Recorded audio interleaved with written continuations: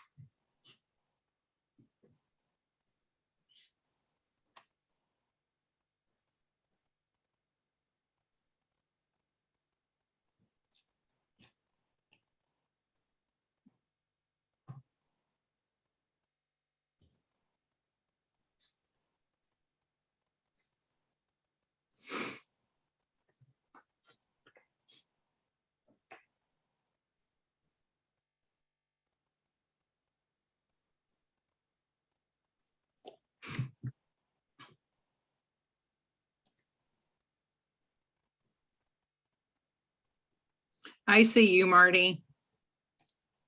Hello. How are you? I'm good. Hey, welcome everyone. Marty, I think wanted to chime in here for a second. Marty, what do you got? Hey, just wanted to thank everybody for being here this evening. Thanks to Tony for doing it. Looking forward to tonight. Well, thank you. We're looking forward to it too. So we'll get started in just another, well, we'll give it a few more seconds, let a few more people join us. Let's see, we still have a few more people trying to get in. So, but welcome. Again, we have Tony Martin with us, one of those wonderful researchers we have whose thirst for knowledge knows no bounds, I have a feeling. At least we haven't found it yet, if it does. Tony is going to talk to us tonight about livestock trailers. This is something he's been researching and looking into for quite a while. And I'm very happy to see that this webinar is sponsored by Wilson Trailers. If you guys are looking for a livestock trailer or a grain trailer, check them out, wilsontrailer.com. They're wonderful folks. They help Tony out with some research as well. So they are a great resource for ATHS and for you. So with that being said, just a few little housekeepings for those of you who haven't been with us before. If you have a simple question, type it into the Q&A. Tony is wonderful about answering questions as they come at him. He doesn't mind me interrupting, sticking my hand up and saying, hey, we have a question. So yeah, go ahead and put them in there as you think about them and we'll get them answered. If you have an item for discussion or a multi-part question, you can raise your hand and then we can unmute you and have an actual discussion. Or if you're having issues and you just want to talk to me and say, hey, I don't know how to do this, put that in the chat box and I'd be more than happy to chat with you and figure out what our problem might be. With that being said, I'm going to get out of the way. I'm going to turn myself off and let Tony take the wheel. Tony, it's all yours. All righty. Thank you, ma'am, very much. Thank you for all the work that you do coordinating these and helping us get them put together and shared with everyone. No problem. You guys do the work. Oh, no. We do these apart.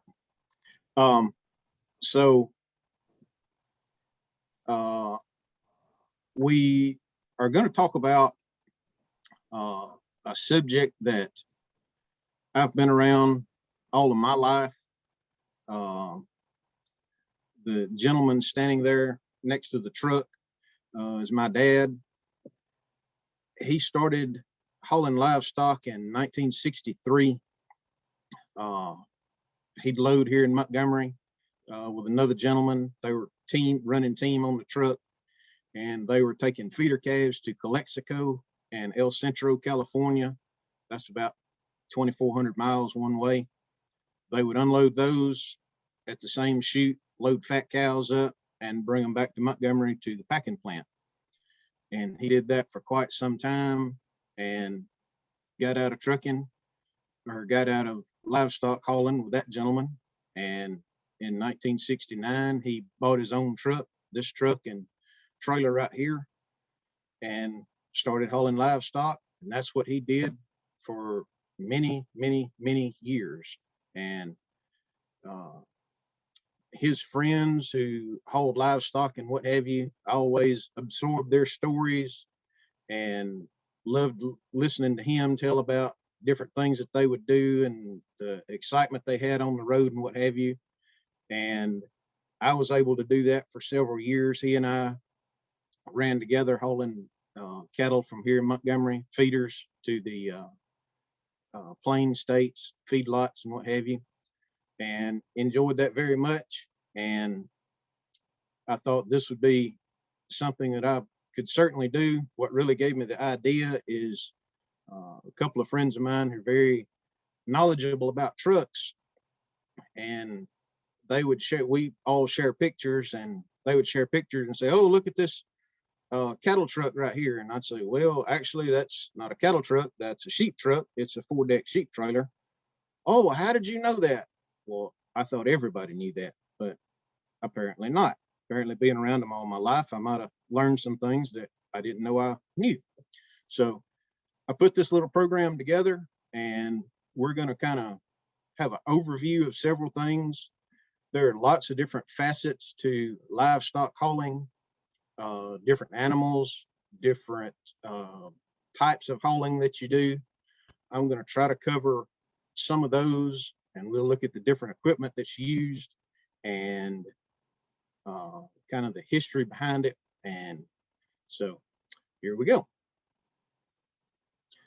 If I can move to the next slide. There we go. So if you've ever watched any Western movies, and let's be honest, who hasn't, one of their big things is they're always having a cattle drive, taking their cattle to somewhere to market. And that was always sort of an issue because in the West, there was plenty of open land to feed cattle on, sheep, other livestock. But the only way you had to get it to market was have a drive. And thankfully, the railroads came along and they were able to transport them much more efficiently and effectively. So all you had to do was drive it from your ranch to the nearest railhead and put it on the rail car, and they would send it back east to the packing houses. The packing houses were mainly located in the east where the population was at. So in the 1830s is when we first see livestock hauled by rail, and that was essentially putting the animals in box cars, maybe a hole or two knocked in the end, or leave the door open just a little bit so they could get some air. But in the 1860s, they actually developed livestock cars. And as you can see here, they're getting sheep out of this one on the left side, and they're loading cattle in the one in the center. And there's a double deck car over on the right and a single deck car over there. So lots of very varied equipment that they used hauling livestock, but it certainly improved the situation a lot by being able to move the animals without having to herd them where you're getting from a team of cowboys herding them across the plains. So prior to the 1950s, you can see here, this is a list of the major stockyards through the 30s and 40s. And you see that they're kind of in the central part of the country. Unfortunately, cattle were not located, sheep, pigs were not located in those specific areas always. So you had to get your truck to carry it from the ranch to somewhere that you could put it on a train and send it to one of these major stockyards. And that was kind of the way things moved from the ranch to the railhead, and then send it to the stockyard. And then the stockyard was normally near the packing plant, or else they could put it on a train and send it on to the packing plant. In the 50s, later 50s particularly, the idea of the feedlot started developing, and that was a yard established, and you would bring your animals there, and as feeders, as smaller animals, and you'd fatten them out right there in one spot. And then whenever they were marketable size, then you'd take it to the packing plant. And the thing about the feedlot was they were able to locate them where the feed was at, which the cheaper feed, which was in the Midwest, and also the areas of lower humidity. Us robust people here in the South have trouble with the humidity and breathing when it's hot during the summer, and animals that you're trying to fatten out are the same way. You can't really fatten out an animal here in the South because of the humidity, but in the Midwest you can.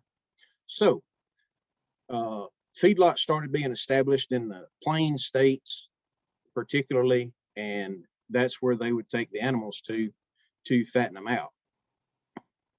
So there was you saw trucks that were carrying the animals to the train, but at the same time, you're seeing train service start to decline and better roads, so more trucks were on the road.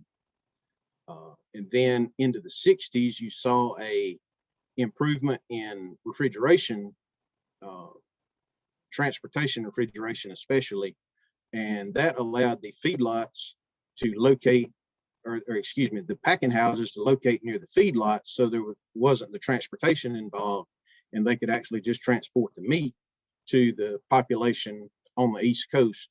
So you didn't see the fat cows being transported across the country like they were.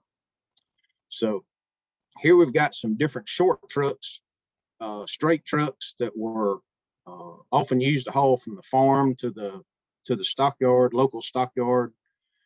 They were often trucks that were used for something else, to haul hay or grain or whatever, and they had a special rack they would put on them for their livestock.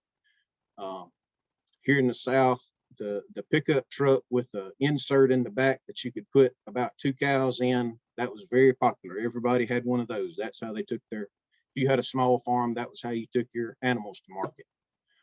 If you've ever hauled animals in something like that, you know that you're all over the road, and if they decide to walk to one side of the truck, that's the direction you're going.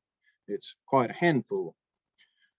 This also started some enterprising people who had their truck to use to maybe to haul their animals to the market, would also haul for other people, and a number of livestock hauling companies started that way, being able to hire their truck out to haul for their neighbors or whoever in the area. From those, we go to these larger trucks, the big trucks, tractor trailers, and they would haul from the stockyard, the local stockyards, to the larger stockyards that had a rail service, or if they were close to a packing plant, they could haul directly to the packing plant.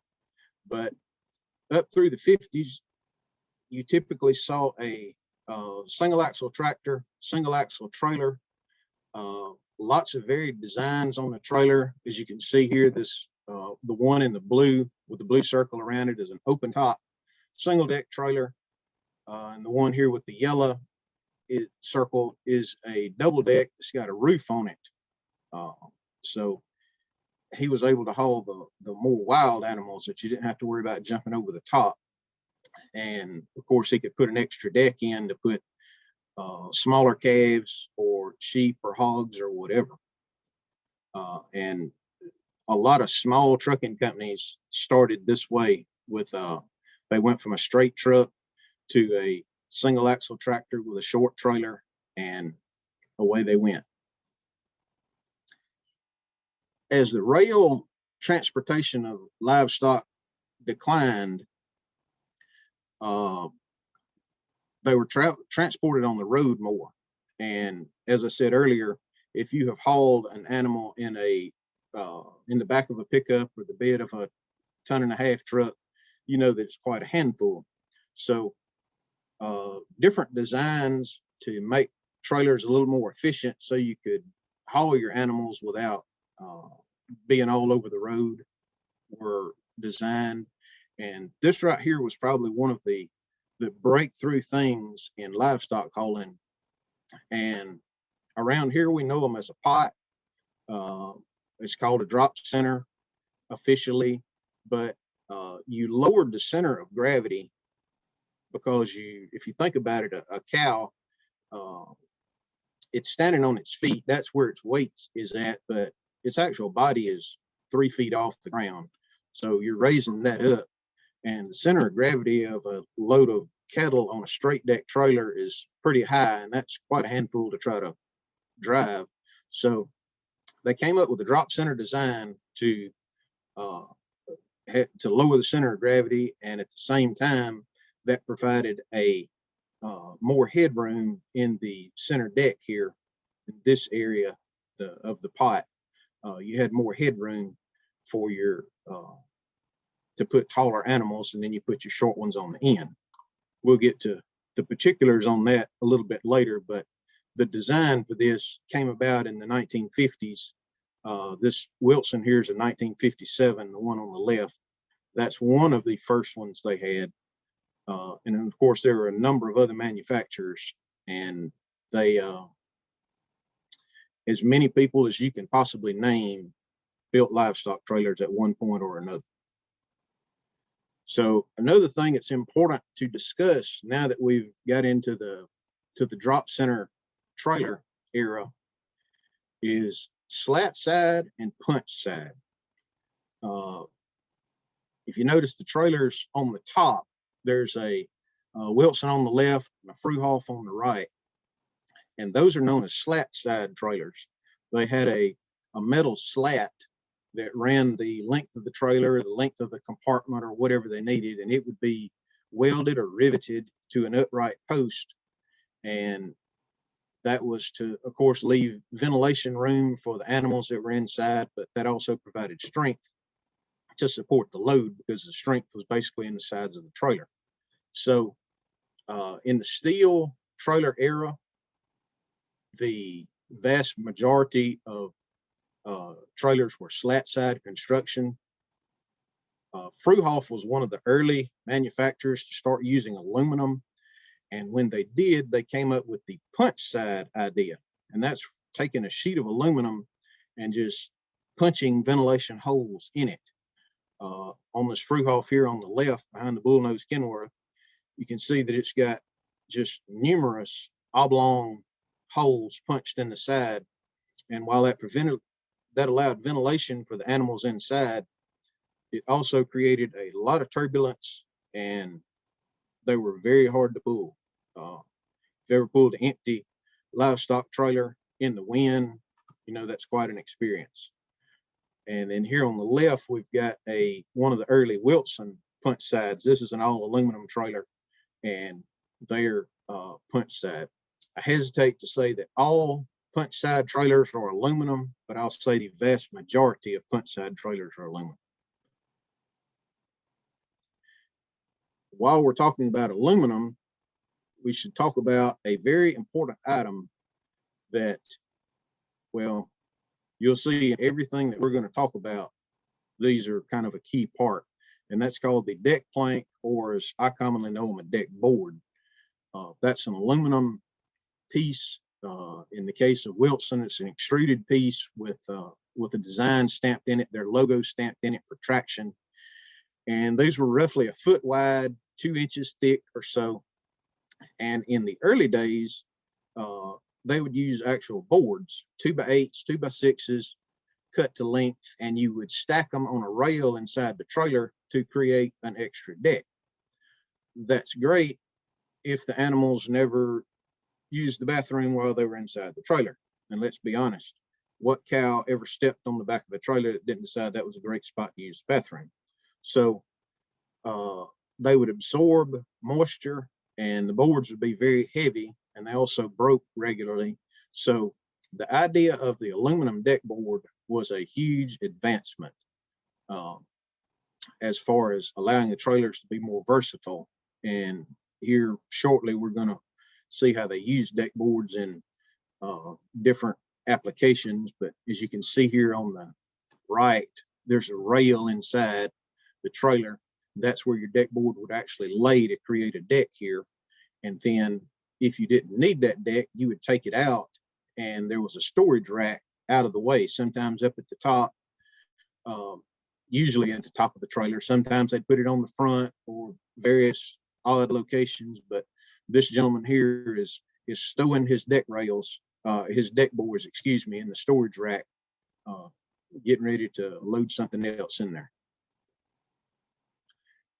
So far, we've talked about the way we hauled cattle on the East Coast. And when I say from the East Coast, I mean essentially from the Rocky Mountains back east. On the West Coast, they did things a little bit differently. Obviously, they had larger trucks. They had larger distances that they needed to travel with their animals. So they use larger trucks. And to start off with, you typically saw a single deck body that would be made of wood. Occasionally you'd see steel, but to start with, it was generally wood. And then they would have a full trailer behind. And this was essentially to take advantage of the bridge law requirements in the western states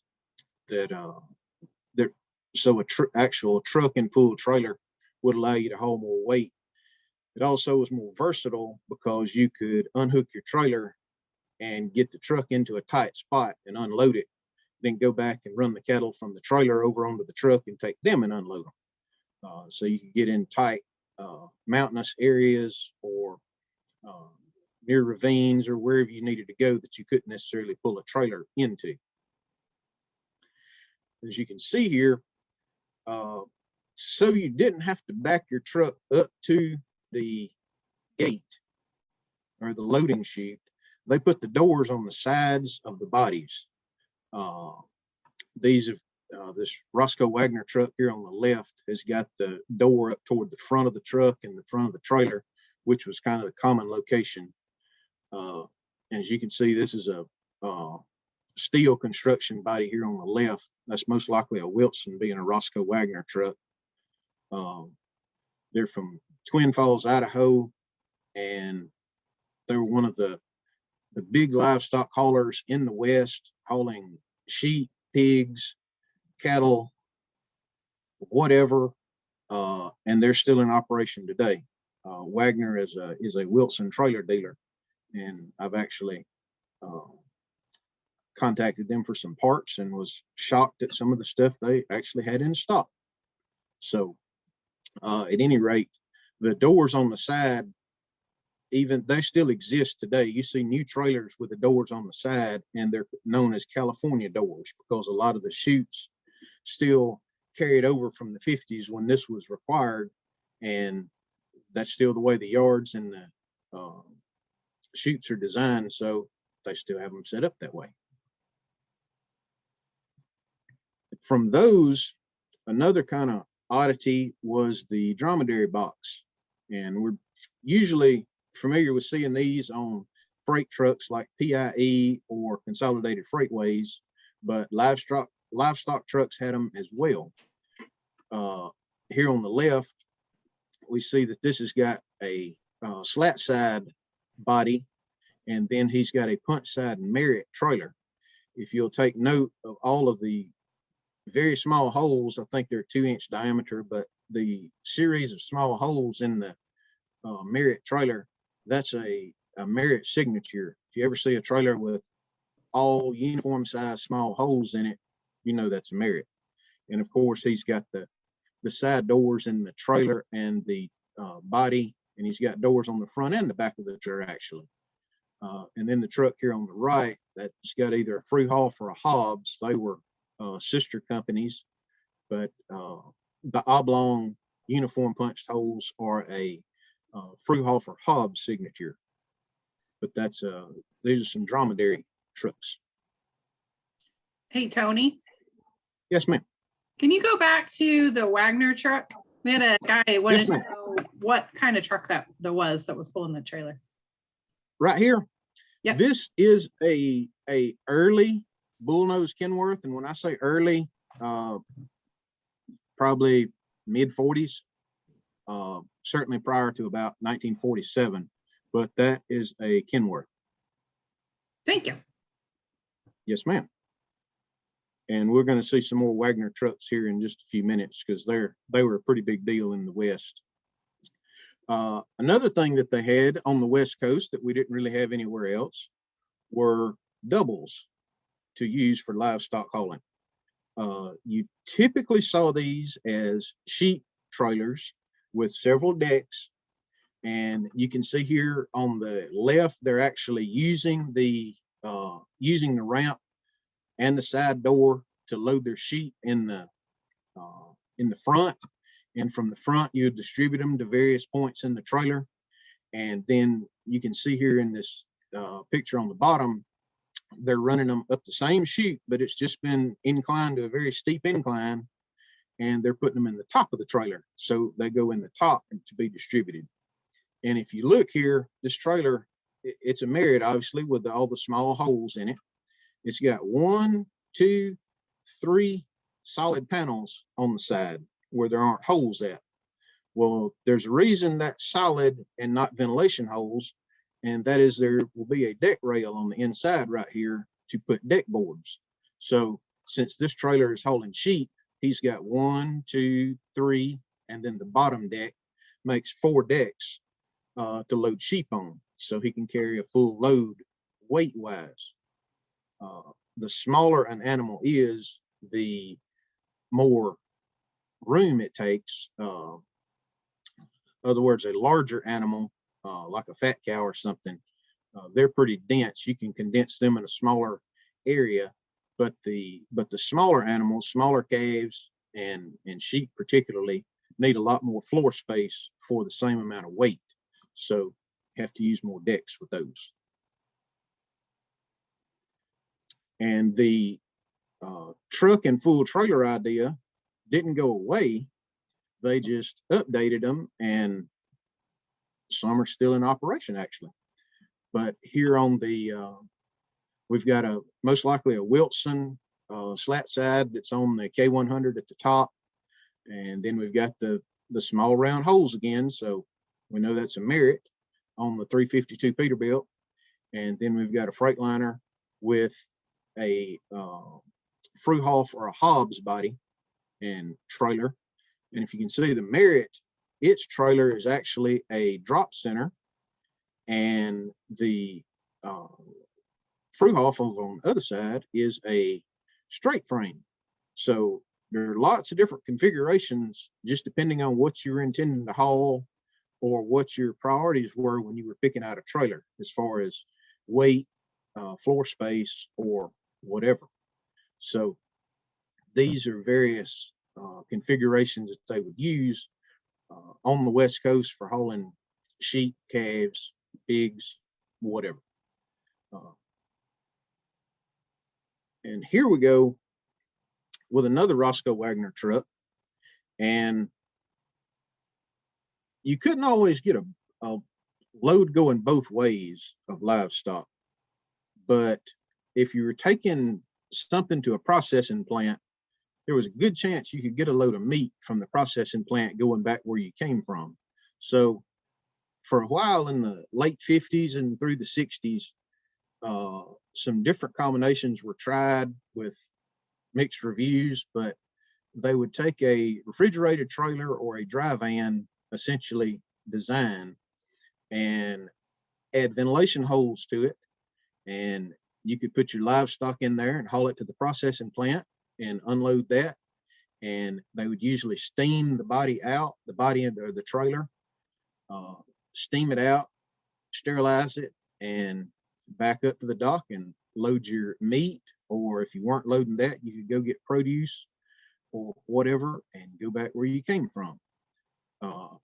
Unfortunately, this took extra time, and time's always valuable. So you didn't always, they didn't really catch on. Things progressed to the point that you could either get paid enough going one way with your livestock that you didn't have to find a backhaul, or there was something related to livestock that you could bring back in an actual livestock, and you didn't sort of have to compromise and not really get the best of either world. So here we're going to talk about some of the trailers that were used in the rest of the country. The first design being a straight frame or a single deck or a straight deck design. Both these trailers here are Fruehof's. This one here on the left has obviously two solid panels here on the side. So there's two deck rails inside, making that a triple deck trailer. And the truck here behind the trailer here behind the 3000 white has got just one, so it would be a double deck trailer. You generally, this design carried over from the 40s and 50s before the drop center really caught on. Like television, a lot of people thought the drop center design was going to be a fad that would play out. You'll drag those things on terraces. That's no way to design a trailer. So a lot of people stuck with the straight frame, and that's what these are here. And they lasted into the 60s for certainly specialized applications. They lasted much longer. In fact, you can buy a 6-inch drop trailer now, or it's effectively a straight frame for hauling pigs as a brand new trailer. So the design clearly had a calling, and some people wanted it, but for most everyone in the 60s, the straight frame design sort of went out. As you can see here, for regional or local hauling, a straight frame, or as they like to call it, a floor trailer sometimes, was versatile because, as you can see here in the middle, with just the low top, like behind this H model Mack, you had a single level for either hogs or cattle. And then you could put a deck rail inside and put deck boards, and you would have 2 decks for hogs. Or if you got a taller trailer, you could fit calves on 2 decks, and all the way down to the sheep trailer at the bottom, which was actually 13.6 high, and it had 3 decks inside. So the straight frames sort of were more of a regional thing, hauling regional off of farms or ranches, because they were easy to load. You didn't have ramps to go up and down, easy to load, and they were also versatile. If you needed to go haul cattle today and pigs tomorrow, all you had to do was take your deck out, pull the deck boards out and store them, and whatever you needed to in that trailer. And they're, like I say, they're easy to load, they're maneuverable, you don't have to worry about ground clearance. But those are actually still around today.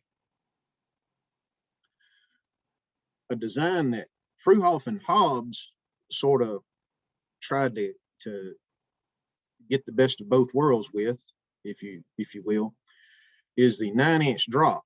And that essentially, you had a drop right here at the back of the kingpin section of 9 inches. So in the rear part of the trailer, you actually had more headroom for your taller cattle. You put your deck rail in, you put your deck boards in on the rail, and you would load the nose part, and then you would load the back. And that was all you had to do. Was not very complicated, pretty easy to load, and you had your ground clearance, plus you gained your headroom for the animals there in the back part. So, like I say, this was basically a Fruehof and Hobbs design, and In the early 70s, you started to see the 9-inch drops playing out. They were really popular during the 60s.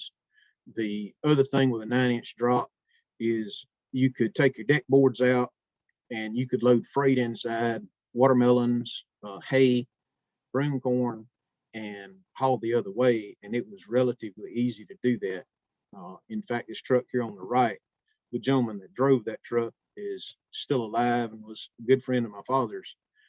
He said in this picture, he was pretty sure he was getting ready to load broom corn in Arizona, coming back to Alabama in the mid 60s, about 1965.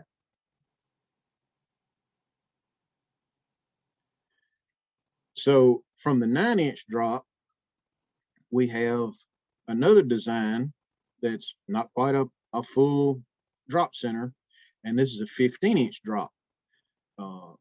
These were typically a American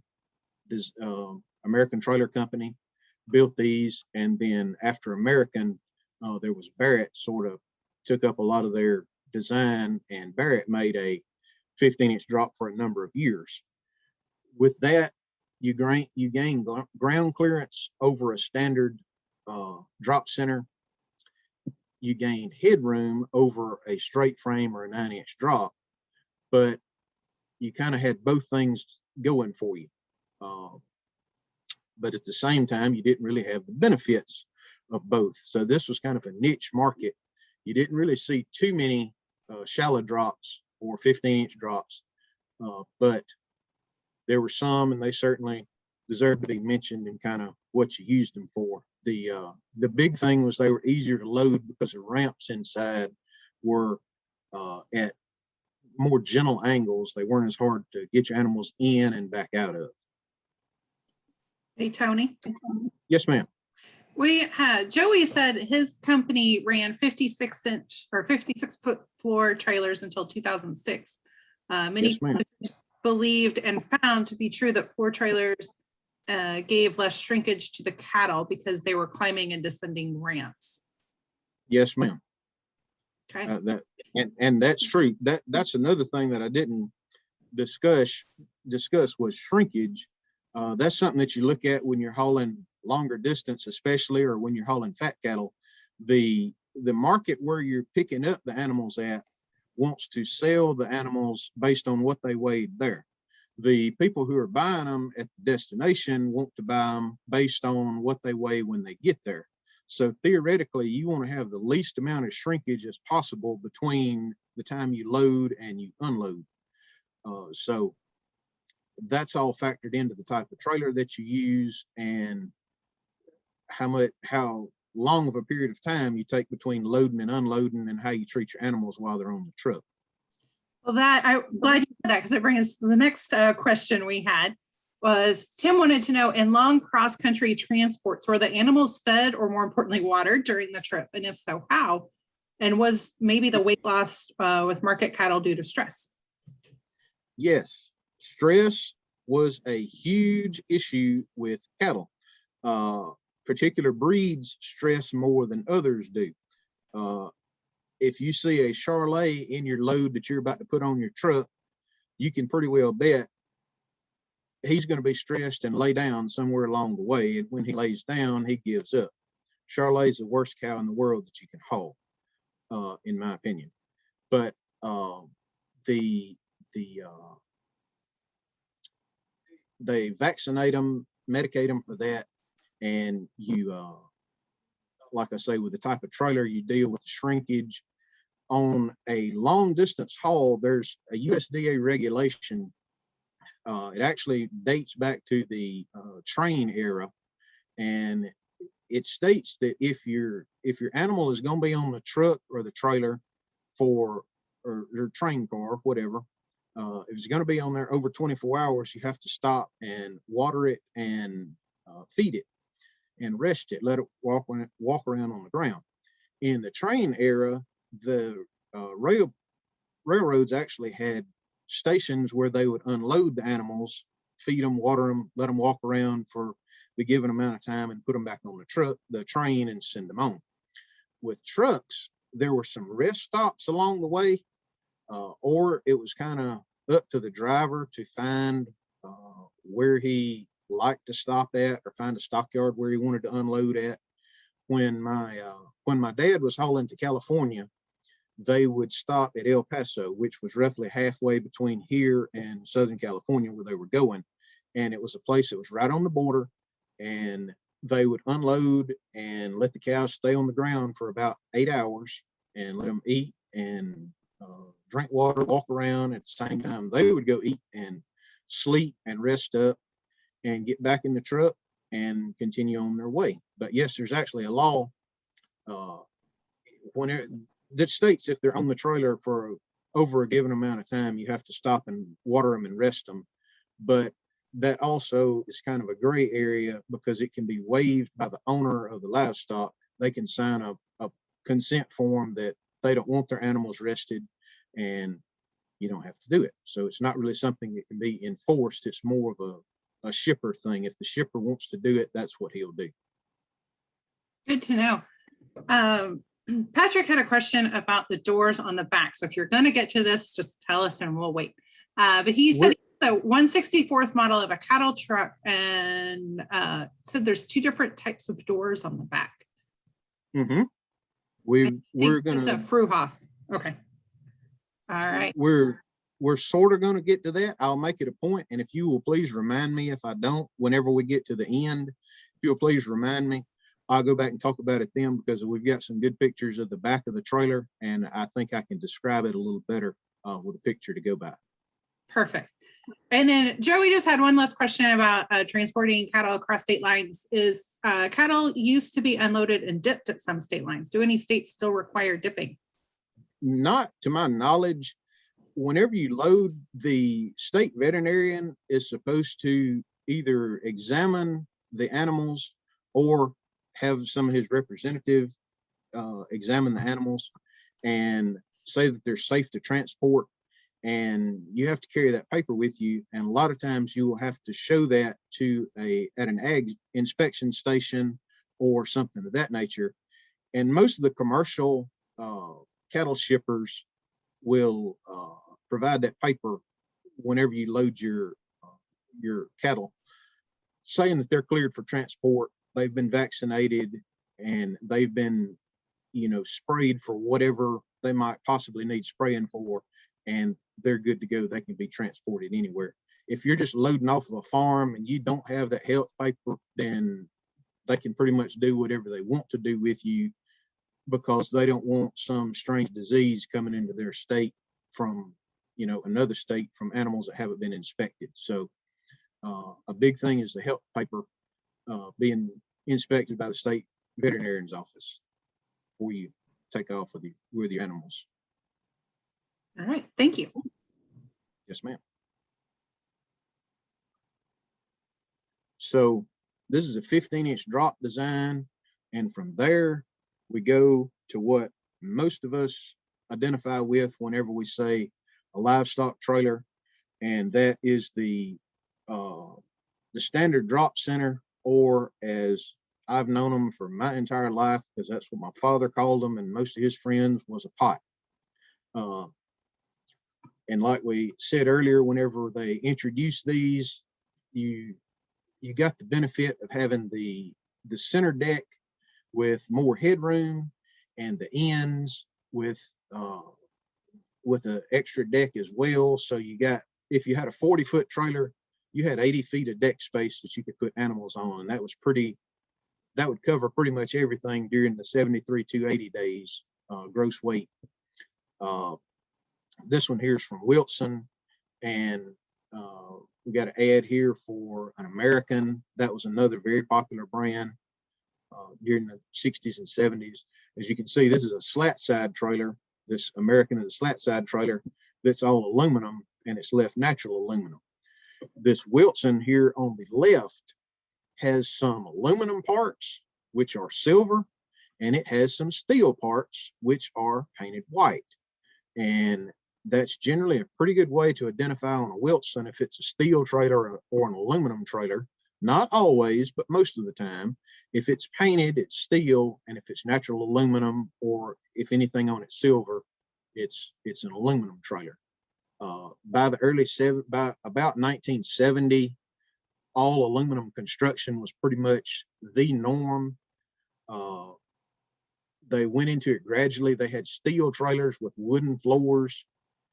Then they had steel trailers with aluminum floors. Then they used aluminum gates and various other aluminum parts until they wound up with the whole trailer being aluminum. It was a tremendous weight savings, but the big thing was the aluminum would not rust out like the steel would. The aluminum would corrode, but nothing like the rust on the steel from the animal waste. And that's an important thing, is keeping your trailer washed out and clean so it doesn't corrode and the metal parts eat away to nothing, because animal waste is very corrosive.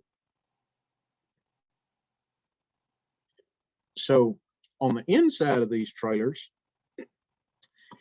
I've been talking about the extra decks that we had. Well, here are how they actually work. As you can see here on the left top, they have left the deck boards out on the front and the back. And the center deck is actually fixed. It's attached to the trailer, just like the bottom. So that gives you, your tall animals can fit in the middle and on the ends. They say cattle here. Cattle generally is a larger animal from about 800 pounds and up. The calves are generally that and down. So on the top, we just got the deck boards out, and we've got big animals all the way through. Here in the middle, they have put the deck boards in the lower deck rail position, and that allowed that deck to be level with the center. Doesn't seem like a big deal, but to get into this bottom compartment right here, you have to climb a ramp. We'll see that in just a minute. And if you've got 1,000-pound animals that you're putting up here, they don't want to climb that ramp very much to get out. Regardless of how bad of a driver you are, they're not really that excited to get off the trailer. And to combat that, you put your deck boards in here in this lower position, and you can load straight through. And then, of course, the ones on the back are just on the back. Then if you have calves, you put your deck boards in, and that gives you 2 full decks for the entire length of the trailer. You just have to have make sure that your animals are short enough to clear the deck on the ends, so their backs don't rub whenever you're going down the road. And of course, on the top, you don't want to put any animals that have horns on the top, or you will have a Swiss cheese roof. That's a big no-no. So here's how you actually load these trailers, a double deck trailer like this. You start by pulling out this ramp right here that goes up into the top middle. And then you let this ramp down right here at the front. So you bring your animals up the ramp, across the middle, and down in the front.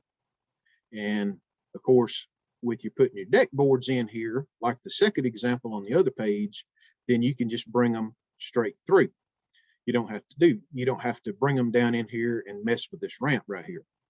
Whenever you're dealing with calves, you bring them down in here first, and then second, you put them up here on the top. Then you bring them up this ramp and you load them in the top middle compartment. And there are various divide gates that are in here if you've got different cuts that you need to keep separate, or if you're a little bit loose for the amount of room that you got, you want to use a cut gate so they don't sling around the trailer with you. You have to kind of balance out, keeping them tight enough that they don't flop around the trailer, and yet giving them enough room so they can breathe and move around a little bit. Then you push this ramp up, and you open the compartment down in the bottom, and you bring them down in the bottom. And when you get your bottom loaded, you shut this door, push your ramp, or your ramp's already up, but you shut this door, you go outside, and you load your back compartment and pull the roll-up door down. If you have put your deck boards back here, or you're going to use deck boards to fully double it out, before you load this compartment, you have to put your deck boards in. Then you load the bottom back, and hopefully they've got a chute that will allow you to load the top back. And if not, you have to put enough extra in the center compartment that you can reach from the outside and open the door and coax enough to go from the center compartment to the back to fill that deck up. So a second level loading chute was a big thing in the 60s and 70s whenever you needed to completely use all of the decks of your trailer to double out with calves. And here's what this actually looks like when you're on the inside of the trailer. Here's the ramp that's pulled out, and you can see these are called bull bars that he's installing that guides your animal to go up the ramp and into the middle compartment here. Here's your folding ramp over here on this left side, and this gentleman has unlatched it and is swinging it. And this is actually called a counterbalance. That's a Wilson development that makes this operation here much easier. On some of the other trailers, it's nothing close to this easy, but he lets it down and your animal comes down in here. And then here he's let this ramp down, and this will be letting your animals go up here on this top deck. This is the top front, and they can go here. Then when he pushes the ramp up, here he's opening this door, and this panel of the floor raises up to expose this stairway right here. And that's what goes down into the bottom middle. And here he's setting up his bull bars to make them go in here to go into the bottom. And of course, whenever they get in, you shut your gate, let your flap over, and you're ready to load the back. And here are some of the combinations for the back door on the right side, which unfortunately are sort of covered up by our picture, but at any rate, you sort of get the idea. Most trailers nowadays have the loading door over on the left side. It's easier that way because whenever you're sitting in the seat and you're backing up to a chute, you're looking down the left side of the trailer, you can line it up with the trailer and back up to it. The center load was popular for a number of years, and what they would do is they allowed these little short pieces of door on each side to swing open, so you could actually open the back door of your trailer if you wanted to. We're going to show some pictures of that in just a minute, but that's another combination. And this one here actually had a roll-up door on each side. So a lot of these double deck chutes, the lower deck would be here and the upper deck would be here. So with most trailers having the door just on the left side, you'd load the bottom, pull that door down, pull up back over to the other one to load your top. But when you had the double door set up like this, you could do everything while you were sitting there at one spot.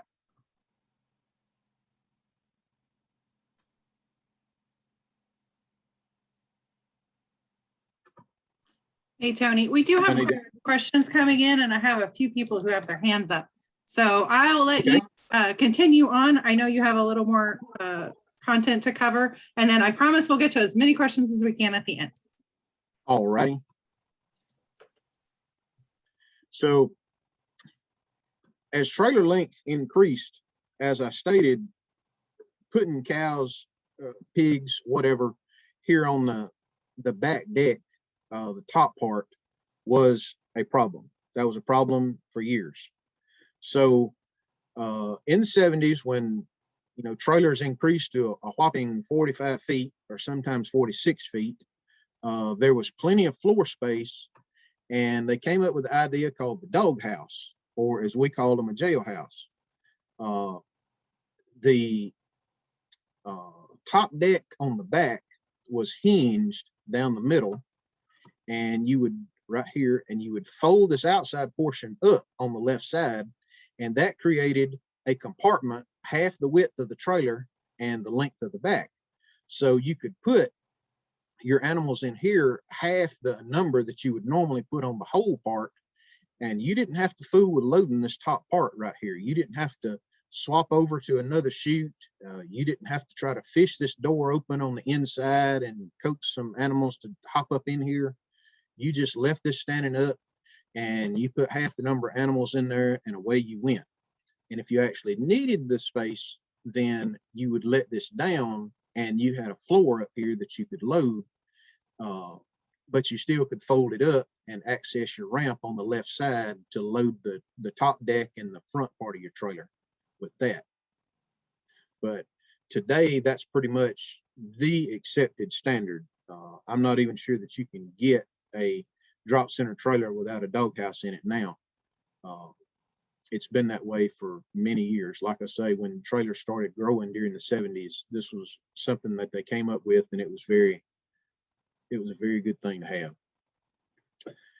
One variation on the drop center was called a fat cattle trailer. At first glance, this looks like just a regular old drop center trailer, but it's not. They would have heavier cross members to support the fat cattle. And, we're not picking on the animals by their size, but the cattle that come out of the feedlot, whenever they're ready to go to the packing plant, they're known as fat cattle. So if you got extra cross members to support them, the front deck is already in place straight through right here on the front, so you don't have to worry about that ramp running down in here. A lot of times you'll have roll-up gates that are easy to shut, which is what this one has here with these lovely animals standing on it. A lot of times you have full width ramps at the back, like this one has here, and with a safety gate that you can swing around and shut very easily, because fat cattle are somewhat unpredictable, and when they're that big, they're not really used to anything being able to stop them, and they don't understand that, so they'll run over you, the trailer, or whatever they want to do as they want to do it. So the trailers are built, a fat cattle trailer is kind of built to keep the operator safe and keep the cows safe as well. As you can see, this is the back gate of this one, and that it's got a center loading ramp door, but it's also somewhat wider than standard. That was typical on a fat cow trailer, was to have a wider opening at the back. From that, if you're wanting to haul more, even smaller animals, you're not worried about hauling bigger animals, you use the triple deck, and the front and the back of the triple are the same. You still got the two decks, but here in the center, your fixed deck would be moved down here, and you would have a rail further up here that you would put your deck boards on, and that gave you a third deck here in the center. And since you didn't need the headroom for small calves or pigs, then you would use a triple, and this is how you would configure it to get all your animals in here. And this is showing over here on the right side how you would load it, and there's a little different operation. You actually loaded your top nose first, then the top middle, then you go to the bottom middle and put those up in the nose, and then last thing is you load the center deck. A guy that pulls a double deck trailer all the time would be completely lost trying to put cows or pigs into a triple deck trailer. But sometimes they're necessary. That's what you need. So if you needed the floor space, then you use the triple deck, and this is known as a fixed triple, and we will see why in just a second. But the downside to these, they're a little bit heavier than a double, but the plus side is you have an extra deck of floor space for those lighter animals that take more space. So the next development was what was called a floating deck or an electric deck triple. And on this one, you can see these gentlemen here in the early 60s with their new 900 series Kenworth and their new Wilson electric triple. the third deck, which was fixed on the other trailer, is actually suspended by cables, and you would raise it up or let it down to the position that you wanted it. And if you didn't need it, you would raise it up, and you just didn't put your deck boards in. So you had a double deck. And then if you unloaded those and we're going to haul hogs, you could let it down and put your deck rail in, and your deck boards in, and you had a third deck. You could haul pigs or small calves then. And then here on the right was another advantage, was that you could let that deck down to level with the front floor and open everything up, and you essentially had a ventilated van trailer, because it was a flat deck all the way to the front, and you could haul freight or whatever you wanted to in it. And this kind of illustrates that. Here we are with it's set up as a full triple. You got your deck boards in the front, so you got two decks here. You got your deck boards here in the center for your third deck, and this is your floating deck right here that moves up and down, and then you got your deck boards in the back. So if you didn't need that, here's your floating deck right here moved up, and you've got your animals in the front and the back, so you can haul tall cattle in here, or you can haul small ones, or you can haul pigs, or whatever you want to haul. And then here we have got the deck boards all stored in the top, and the floating deck level with the front and back. So they've got feed and wire, fence wire, and who knows what else stacked in here. And here's an illustration of how those gates actually swing to the side. That's the easy part.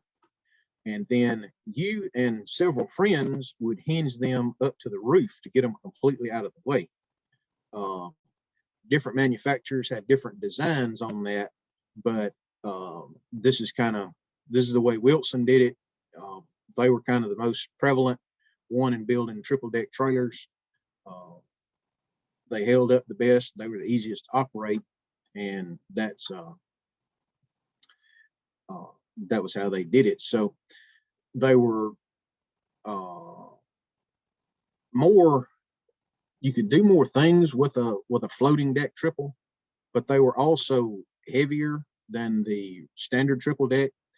And another issue is that the deck that's attached serves as a stiffener to the trailer, and whenever that's not attached, it makes the trailer very flexible as you're pulling it down the road. So a floating deck triple is quite an experience to pull fully loaded. So that's sort of a downside to it. There was a winch up in the front, right here in the area at the back of the kingpin, that all the cables were attached to. And if you were fortunate, you had an electric trailer, meaning that you could push a button and the deck would raise up and let down. Or if you were not that fortunate, you had a crank that you attached and you raised it up and let it down with a crank. So if you needed more than 3 decks, if you were going to haul small pigs, or if you were going to haul sheep, you needed a 4-deck trailer or a quad deck. And these were essentially a standard double deck, because it had a fixed deck right here, but you also had a deck rail in the bottom and in the top, and then you had 2 deck rails in each end. So you actually would have 4 decks in the center and 3 decks on each end. And as you can see here in the illustration, there are sheep and pigs all over the trailer. So this was not an easy process. You planned ahead when you were going to load, and you didn't unload until you were absolutely sure that you were ready to unload. That wasn't something that you just, well, let's unload them and count and see how many we have. That was a pretty good project, loading your sheep or your pigs on one of these trailers. And as you can see, you load the bottom, and then you load the top, and then you load the next deck, and then you load the next deck. And unless you're really like crawling around, inside the trailer. It's not the easiest thing to do, but some of you may be familiar with the trailer that Miss Karen Lathan has out in Colorado, known as a steel wool. It is a steel 4-deck Wilson sheep trailer, and this is how it would be configured here. So from all of these, in the early 80s, we move into what I call the modern era. And that is when Wilson started producing their Silver Star trailer. And it was pretty much the accepted industry standard for trailers. They offered it here in a number of different configurations. And, you know, in the very late 70s and early 80s particularly, 48-foot trailers you started seeing them. And as soon as they became the norm, a 48-102 became the trailer to have, and they essentially eliminated the need for a triple deck trailer. So when 48-102s became available, you stopped seeing triples, except just strictly for hog trailers. As you can see, the Silver Star was offered as a triple deck here, the third from the bottom, and as a sheep deck, second from the bottom, and they still offered it as a lift deck, although those are very, very uncommon. You had to pretty much have a reason to need that lift deck to order one of those, because of a 48-102 double deck would do pretty much whatever you wanted to do. And of course, now that we have 53s nationwide, and you know, even longer trailers in other states like Texas, then you certainly don't need extra decks. Everything will fit on those two. So compared to what the earlier trailer looked like on the inside, some things are very similar. Here's your counterbalance gate going into the front. They're much easier to work. They have a little flap right here to keep debris from getting in here on the hinge. They've got slam locks, so you can just open it and slam it shut without having to actually get in harm's way to operate it. This is going into the doghouse area in the back. This little ramp lets down, and you've got your spot where you bring your animals up here in the doghouse. This is the ramp here in the back. It's sturdy. You can see it's notched out for the ribs in the floor, and then you've got this panel that comes up on the side, as you can see right here. So when they come up the chute and go in the back of the trailer, they'll go right on up in the back, and they're much easier to load. So they're the developments are always getting it lighter. That's number one. You want to keep the strength, and as far as holding up, you don't want the trailer to break up. Don't want to get it so light that it'll break. But then you also have to make it easy to load, make it easy on the operator to load it, and then you have to protect your animals that are inside. You don't want them getting bruised or injured or cut on sharp edges and that type of thing as you move them around. So those are kind of the things that they're always improving on as they build new trailers and come out with new models. And I call this oddities, but actually they're really common in some parts of the country. You know, you see these with 1 and 2 lift axles on the back, and 3 that roll all the time. Triaxles are actually pretty common now, just for the weight regulations and the bridge laws in various states. And you know, the trailer manufacturers are right on top of it. They will build trailers to fit whatever the regulations are to be able to haul the maximum amount.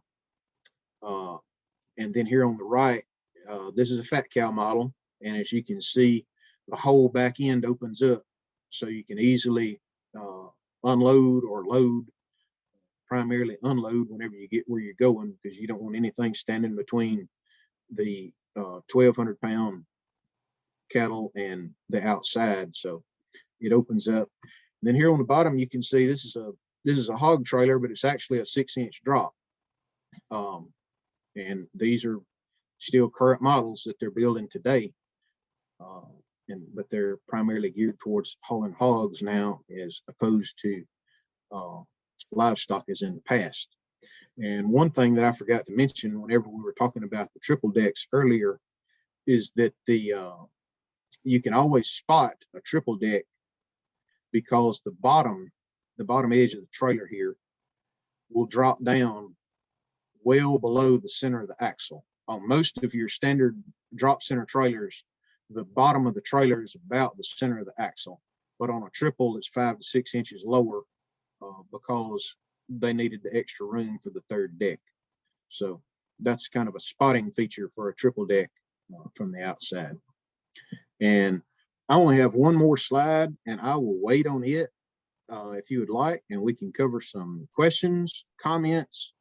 If anybody wants to tell me that I'm an idiot and should stick to whatever my day job is. But anyway, that's Not in a million years, Tony. We would never say that. We do have quite a few questions. This is awesome. I'll get to the hand raises in just a second. I'm going to run through some of the questions real quick. A couple of them are just comments. Ralph Klink out of St. Louis asked or said, in southern Wisconsin and in northern Illinois, many livestock trailers have flat panels about 2 foot by 8 foot that were either stored under the trailer or sometimes installed on the outside of the trailer vertically, as if to keep the cold winter temperature wind from blowing in the livestock, or perhaps to make the trailer better for dry van roll. Those were mainly called winterization panels. In the old days, they were made out of plywood, and you would cover some of the panels up on the side, some of the ventilation holes, and you kind of balance between what the temperature was or how the wind was blowing as to how many panels you need to cover up. You didn't always cover up everything, but you would cover up enough that you didn't have to worry about your animals freezing, but yet they could still get ventilation. So that was something you kind of had to balance out. Nowadays, they're plastic, of course, and everything, and they just snap in the ventilation holes, and you'll plug off whatever holes that you want to. So a lot of times you'll pass a Wilson trailer and look at the side of it and see a lot of little gray spots, and those gray spots are the ventilation plugs, winterization plugs that are plugging the ventilation holes. Good to know. Yeah, you said those you mostly saw, I guess the ones on the outside you saw in the 50s and 60s. Right. All right. Particularly with pigs. With pigs. Yes, ma'am. They get cold. They're more, well, they're not as good in the heat. A lot of times you'll see sprinkler systems on the side of trailers, and you pull up to the truck stop and hook up a water hose to your sprinkler and run a little water over your pigs if it was hot weather, or you'd put your winterization panels on whenever it was cold weather, because they didn't handle the temperature changes as well as cattle or sheep did. All right, good to know. So David was asking, how long does it take to load one of these trailers? That primarily has to do with what mood your animals are in. I have loaded a 4596, fully doubled it out, double deck, fully doubled it out with calves. I've done that in about 20 minutes. I have also tried to load it, and it taken 3 hours, and there'd be half a dozen people trying to get them in there. It has a lot to do with your animals. That sounds great. So with that in mind, how much trouble was it to get the trailer washed out? There are trailer washes all across the country. And when you're in the livestock hauling business, that's kind of word of mouth. If you don't know where they're at, you ask some of your fellow drivers, oh yeah, there's one so-and-so. And as a general rule, there again, what your animals do, you wash it out every time you unload. It's better to wash it whenever it's fresh. There are times you unload it, and by the time you get to the washout, the wind has blown anything that's inside out, and it'll be completely clean. And at that point, you just drive on back home. Okay. You're naturally fertilizing the sides of the road. Good to know if you're passing a trailer while you're driving. Yes, and you know, that happens. So actually, Tim had a question about that. So are the upper deck floors designed to hold all of the waste material from falling onto the lower levels? Yes, for the most part, the floors are solid. Whenever you get to the back, it can run off the back down to the lower level, but typically there's nothing standing right at the wall. So whenever you unload, the animals that come off the bottom are generally just as clean as the ones that are on the top. It's the only issue you have is whenever you've got animals that are under the deck boards don't form a perfect seal, and sometimes you get some stuff running through on those, and you'll get dirty animals on the bottom and clean on the top. But for the most part, 99% of the time, they're just as clean on the bottom as they are the top. Great. And Tim, we already answered about what happens to large amounts that might escape the trailer on the highway. We just fertilize the side of the road. That's exactly right. Some places have regulations against that, and the trailer actually has hatches that close up inside to pretty much keep everything inside the trailer. The EPA, of course, wants you to keep everything clean now, so you can keep the vast majority of everything inside, but at the same time, you can open those doors and it will just stream out. So kind of depends on where you're at. Good to know. If Janet Herring wants to ask her question, she had raised her hand. More than happy to, if you want to unmute yourself. While we're waiting for that, we had a couple of questions about that what would happen if maybe a load didn't pass an inspection, or they would unload the them animal was to die on route. What happens with all of that? Well, if you are at an inspection station and they don't pass, they generally have pins to unload them in, and it's up to the shipper to pay the state or pay a veterinarian nearby to do whatever they need to be able to continue. Or if they need to be quarantined, they'll quarantine them. And then whenever they're ready, you can load them up and take them on. When you have one to die on the way, generally most places have facilities to deal with dead animals whenever you get there, and you will get it off the trailer however you can and let them deal with it. You know, it's just sort of it's not written, but that's pretty much the accepted thing, is the receiver deals with the dead animals or the sick animals whenever you get there and unload, because it's not fair to expect the truck driver to handle that, a dead animal on his truck, to go back to wherever he's headed to and try to deal with. Got it. Janet, we can hear you if you want to ask your question. I didn't have any questions, sorry. Okay, you're fine. I hit the wrong button, I guess. You're perfectly fine. We've had it before, but thanks for attending. All right. Let's see. We have a few more questions here. Tim wanted to know too, does Wilson make a trailer designed to haul chickens? Not to my knowledge. Just, poultry is a little different story. The railroad actually used to have cars to haul live chickens on, but that did not carry over to trucks. They have their own thing in the way they handle chickens. All right. Let's see. Mark wanted to know how many fat cows would normally be a load.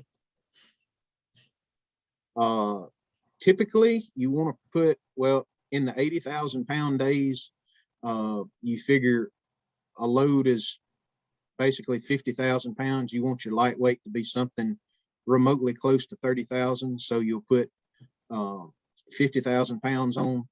And so that's, you know, if they weighed 1,000 pounds, that's 50 head. So generally about 46 head would be a load of fat cows. All right. And then Mark wanted to know what the price range was on those new triple deck trailers. No, we can have him go ask Wilson Trailers. They'll tell him. They are 60 to 70,000. Not cheap. Let's see. Dane asked, are most livestock hauler owner operators, or do they work under contract, or is livestock hauling seasonal hauling? That sort of depends. There used to be a time when probably half of the livestock haulers were owner operator, and there's a reason for that I should have covered earlier, but I slipped my mind. Livestock are exempt. They're an exempt commodity, so they do not fall under the ICC regulations. So up until freight was deregulated in the early 80s, you did not have to have operating authority from the ICC to haul livestock. So all you needed was a truck, a trailer, and various permits from any state that you wanted to travel in, and you were ready to go. You didn't have to lease to anybody to use their operating authority, and you didn't have to have your own operating authority.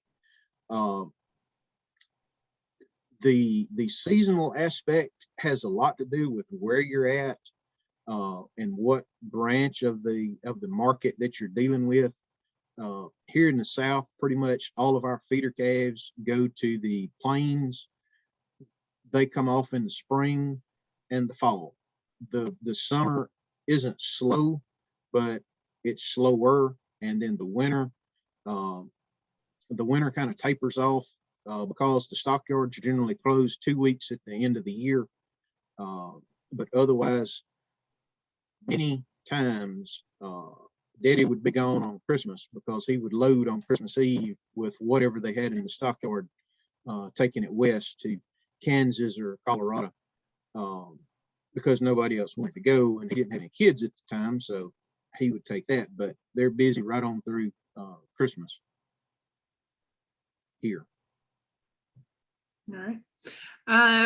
Mr. Schnauz said that his uncle always told him that slat-sided loaded with cattle will pull easier than an empty slat side. Do you agree? Less wind drag? Yes, ma'am. Yes, ma'am. Because, and that's the same as a punch side as well. The weight is one thing, but the wind resistance is really a lot more important.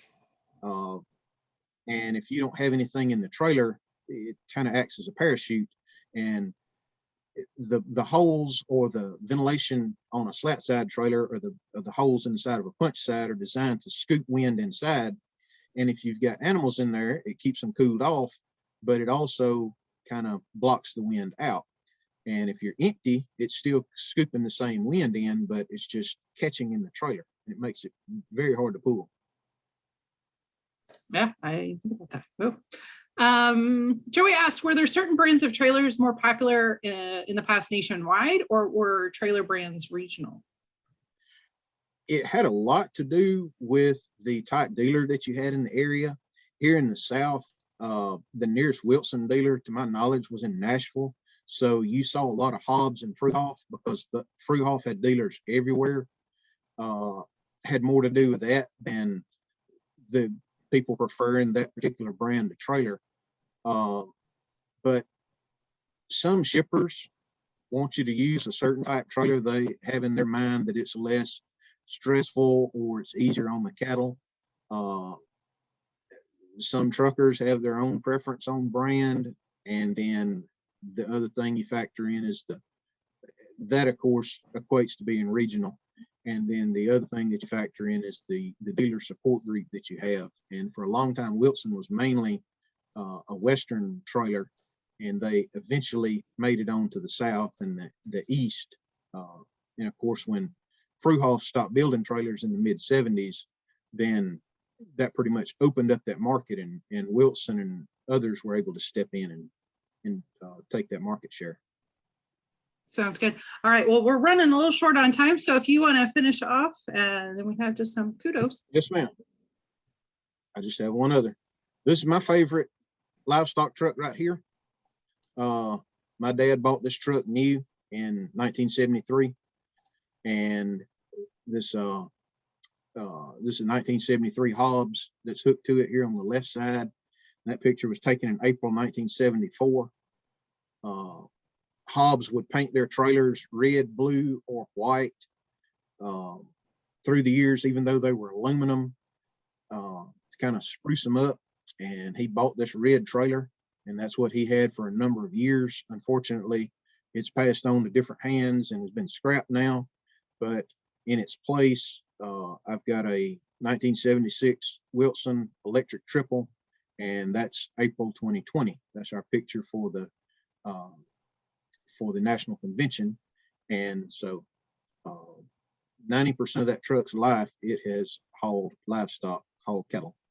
So that's my favorite livestock rig there. That's awesome. Well, thank you, Tony. Appreciate it. You have done Yes, ma'am. an amazing amount of work as usual. Never disappointed in that. But if you guys, I know some people were late, some had to leave early. So tell your friends that all of our webinar recordings are at aths.org/webinars. Thank you again to Wilson Trailers. Thank you, Tony, for all of your knowledge. We even had, oops, sorry, I rolled in the wrong place. Jack was from Plainwell, Michigan. He said, I see livestock trailers all of the time. I will never look at one quite the same again. Thank you for a very informative talk. And I will Yes, not. ma'am. Thank you very much for having me. And if anyone has a question we didn't get to, or if they think of a question later on, they're more than welcome to contact me, and I will do my best to answer it as best I can. And if you can't, if you don't I'm know, pretty easy to find. please contact, just send us one here at the office and we'll forward it on to him. We got him. He'll be more than happy. And we will see you all on the next one. Thank you, guys. Thank you all for coming.